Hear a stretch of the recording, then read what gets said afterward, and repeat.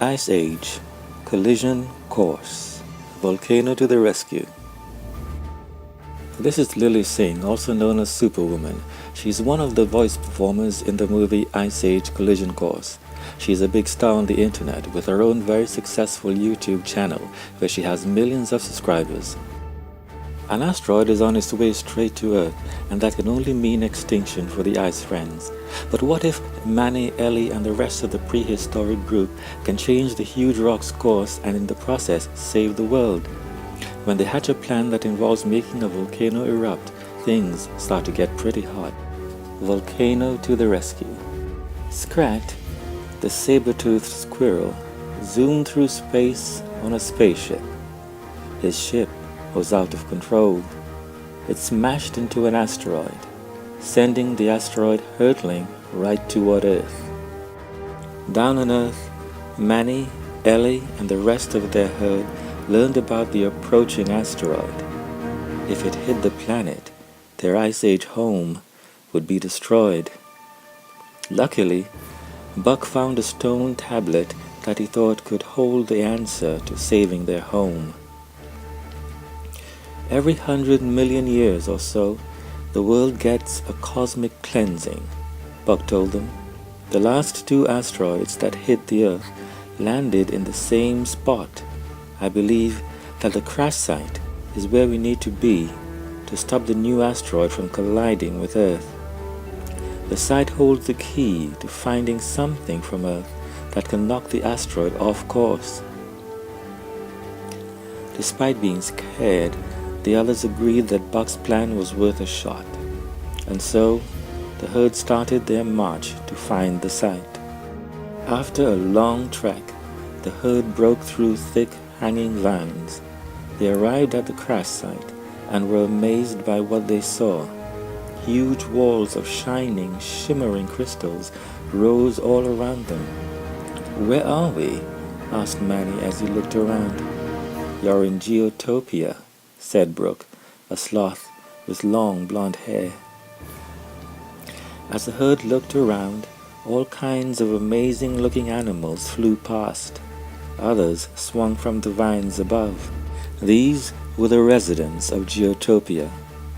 "This place is magical," said Shira. Everyone stepped onto an ice elevator. Up they rose through the gleaming crystal levels of Geotopia. When the elevator stopped, they met the leader of Geotopia, the Shangri-Lama. He was twisting himself into all kinds of yoga positions.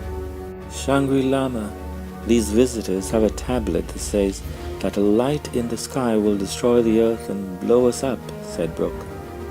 "The light in the sky means us no harm," said the Shangri-Lama. He began twisting himself into some yoga positions. "We are safe here," he added. "Shangri-Lama, you have to listen to us," shouted Manny. "The Lama has spoken," said the Shangri-Lama. It was clear that he was not going to help the herd save the earth. Buck looked around and picked up a meteor fragment he found on the ground. Then Crash picked one up. "Hey, look," he said, "I found one too." "And so did I," Eddie said, holding his up. Suddenly, Crash and Eddie flew through the air, heading right at each other. The two possums smashed into each other. "Hey, your meteor is attracted to me," said Crash. "No, yours is attracted to me," said Eddie. Suddenly, it all made sense to Buck. He had made an amazing discovery. "This whole place is made of magnetic crystals," he said. "That must be why the asteroids always land here. They are literally drawn to this place because of the magnets.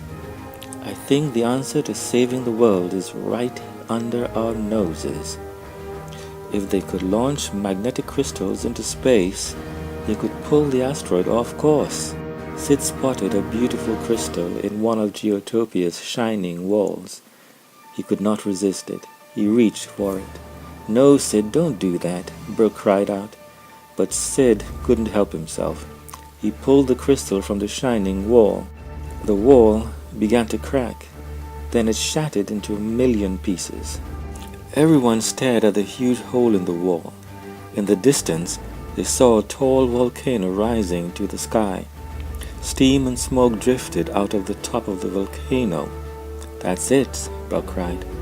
"That's the answer we've been looking for. Pent-up energy. The Earth's most powerful propulsion device is right in front of us. The volcano. That's our magnet launcher." "That's never gonna work," said Diego. "It will if we seal all the vents around the volcano," said Buck. "We need all the crystals here in Geotopia loaded into the volcano," Buck explained. "Then, when the volcano erupts, the crystals will shoot into space. If we're lucky, their magnetic fields will pull the asteroid away from Earth." "I'm not giving you my crystals," the Shangri-Lama said. "I need them to rebuild this place." "These crystals are not yours to keep," said Brooke. "They came from the sky and now it's time to give them back." Then Brooke turned to all the members of the herd and the creatures of Geotopia. "Come on, everybody," she shouted. "Grab every crystal you can find." The herd and the Geotopians gathered up all the crystals they could carry.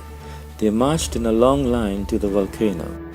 Everyone threw what crystals they had into the volcano and its vents. Wherever steam came out, they pushed in a crystal to keep the steam trapped and build up pressure. Manny took a large net made out of vines and filled it with crystals. Then he and Julian started dragging the net up the side of the volcano. One by one, a long line of Geotopia creatures rolled heavy crystals up the volcano. When each one reached the top, they pushed the crystals over the edge into the opening. "That's it, my friends, down the hatch," said Brooke. "Every crystal counts." Meanwhile, Buck figured out just how close to the Earth the asteroid was at that moment. "Good news, everyone," Buck announced. "We're 6 minutes ahead of its scheduled arrival." The whole crowd cheered. Buck rechecked his calculations. Bad news, everyone," he said. "We're actually 6 minutes behind schedule." Manny pointed to a huge crystal near the base of the mountain. "Double time, everyone," he said. "We need to get that big crystal up into the volcano." Buck got a family of dino birds to help. "Reinforcements have arrived," shouted Buck. The dino birds grabbed the vine net. They flew up, lifting the heavy crystal toward the top of the volcano. Manny and Julian waited at the top. They watched as Buck guided the dino birds. In the opening, steaming lava bubbled up. "Okay, let her rip," shouted Buck. The dino birds released the net. The giant crystal plunged toward the opening at the top of the volcano. But it fell short. The crystal began rolling down the side of the volcano. Manny and Julian ran and caught the rolling crystal. They began pushing it back up the volcano. "This isn't going to work," said Manny. "We'll never get the crystal up in time." "Wait, Manny, I have a plan," said Julian. "We have to let the crystal go." Manny looked at Julian as if he were crazy.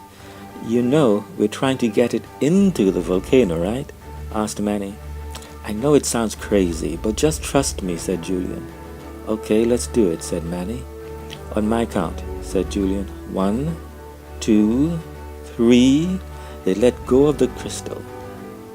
It rolled down the side of the volcano, moving faster and faster. "What are they doing?" cried Shira, as she and the others looked on in disbelief.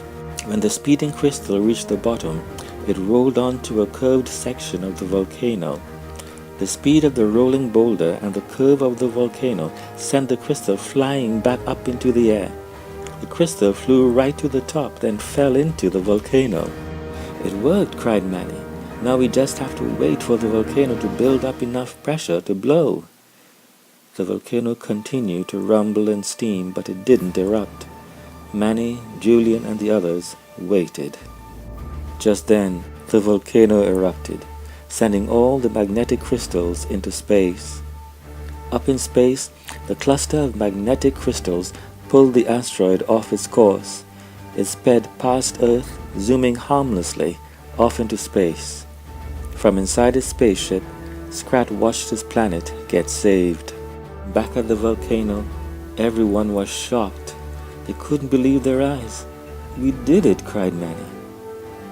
They had saved their home. The end.